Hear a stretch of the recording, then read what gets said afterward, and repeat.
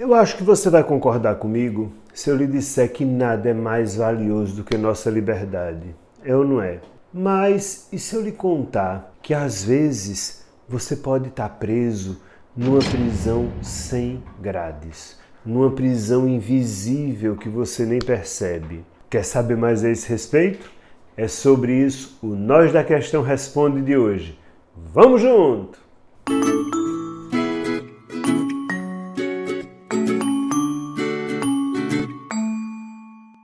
E antes de eu lhe libertar dessa prisão sem grades que você provavelmente vive e nem sabe, que tal você se prender a mim?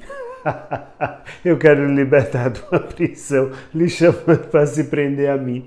Tá, eu não preciso ser muito coerente nesse início de vídeo não, mas enfim, se prenda a mim se inscrevendo neste canal. Já está inscrito? Já faz parte da família Nós da Questão?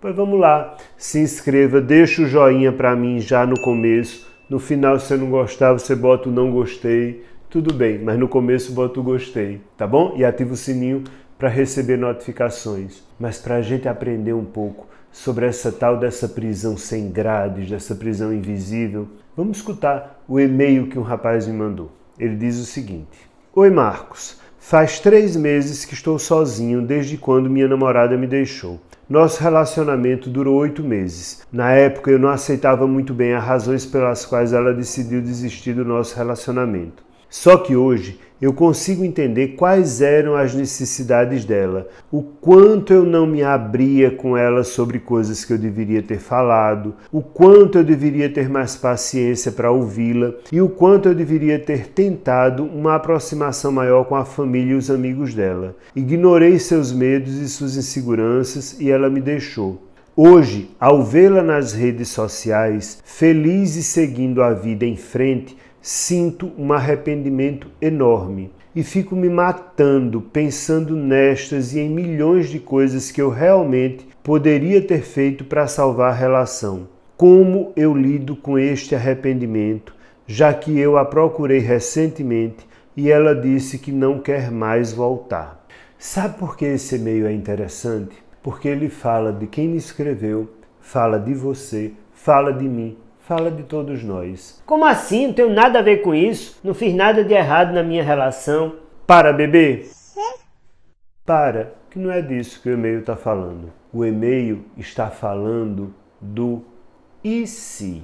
E se eu tivesse feito? E se eu tivesse me aproximado da família dela? E se eu tivesse aceitado os amigos dela? E se eu tivesse me comportado de tal ou de tal forma? Você nunca passou por isso? Nem que não seja em relacionamento. Mas e se eu não tivesse dito aquilo a meus pais? E se eu tivesse feito tal escolha? E se no meu trabalho? Isso é uma prisão sem grades, é uma prisão invisível. Sabe por quê? Porque o e se não existe. A gente não se dá conta, mas é simples assim. E se não existe? O que existe é o fato oposto. Recentemente, um paciente bateu o carro, nada grave nem com ele nem com ninguém, porque ele pegou o celular enquanto dirigia, porque automaticamente chegou uma mensagem, ele ouviu o barulhinho da mensagem e pegou, olhou o celular. Nessa fração de segundos, o carro da frente parou, ele não viu e bateu. Tá bom. Então ele estava muito abalado com essa história. Meu Deus, se viesse uma mulher grávida, se eu tivesse matado alguém, se tivesse acontecido tal coisa. Eu disse exatamente isso a ele. E se não existe?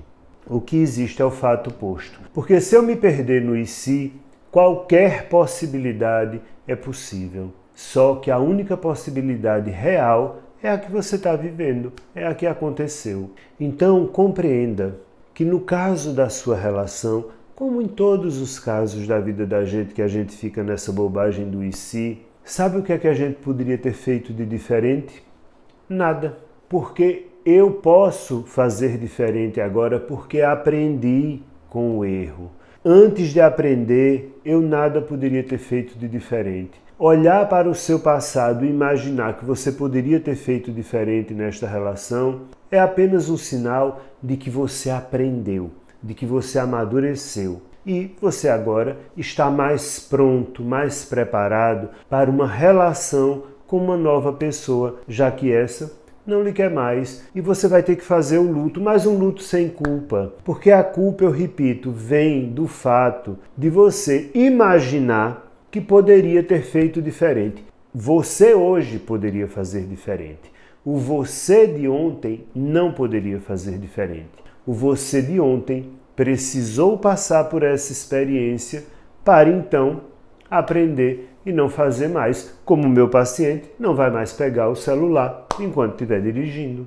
Eu compreendo que esses pensamentos que ficam martelando na sua cabeça são fruto da culpa e no final das contas, uma tentativa de dar conta da culpa e aí cria ainda mais culpa. Acontece que todos nós, quando nos perdemos no e se eu tivesse feito ou e se eu tivesse escolhido, não está entendendo que eu mudo no tempo. Você não está se avaliando. Você está avaliando um homem que você foi no passado. Não é justo eu me olhar no passado com os olhos do presente. Quer se avaliar no passado? Se avalie com o olho do passado. Em outras palavras, essa moça que lhe deixou, não lhe deixou. Deixou o outro que você foi e que você já não é mais. Mas agora acabou. Aquele com quem ela namorou não existe mais. Existe fisicamente, mas psicologicamente se transformou. A função do e se também é nos confortar psicologicamente, porque a nossa mente fica tentando dar conta das coisas. Então imagine uma pessoa que passou por um sequestro. Ela foi sequestrada, ela viveu um momento terrível e aí depois que ela é liberta do cativeiro, ela está em segurança em casa, aí ela começa a sonhar. Só que aí ela sonha com ela no cativeiro, ela sonha com ela tentando fazer coisas no cativeiro para fugir, ela sonha com ela, e se eu tivesse cavado a parede, e se eu tivesse escalado, e se eu tivesse... Ela sonha com essas situações. Por que ela não sonha com o momento em que o policial estourou o cativeiro e a salvou? Ou então alguém que é assaltado, que vem inadvertidamente andando com um telefone e aí vem um motoqueiro e rouba o celular e a pessoa fica: mas e se eu não tivesse tirado do bolso? E se eu tivesse feito? Por que esse e se fica se repetindo? Porque a mente fica tentando organizar. Ela fica tentando dar conta de uma situação que está fora do controle dela. Então, no final das contas, o e se, além de ser injusto, porque e se não existe, é uma tentativa mental de organizar algo que está desorganizado para o seu ego. Então a gente fica tentando controlar. E se eu não tivesse tirado o celular? E se eu tivesse subido a parede e fugido do cativeiro? E se? E a cabeça está tentando dizer: eu posso resolver, eu posso resolver, eu posso resolver. Não pode. Não podia. Talvez pudesse hoje, mas à época não podia. Compreende porque esse pensamento se repete tanto? É uma tentativa egóica de se manter íntegro, inteiro. E aí, se você continua preso nesse e se, quer seja moendo a culpa ou tentando o seu ego organizar uma situação que foge ao seu controle, você cai no título do vídeo, numa prisão sem grades, numa prisão invisível, que é a prisão do remorso. Tem coisa mais inútil na vida do que remorso.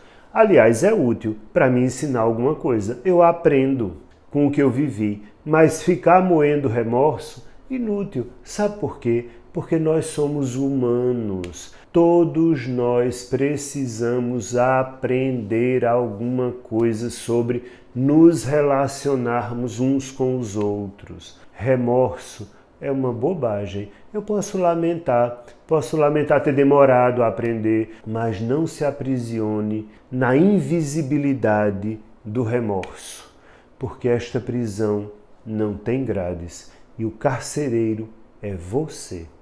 Pense nisso. Tchau, até a próxima!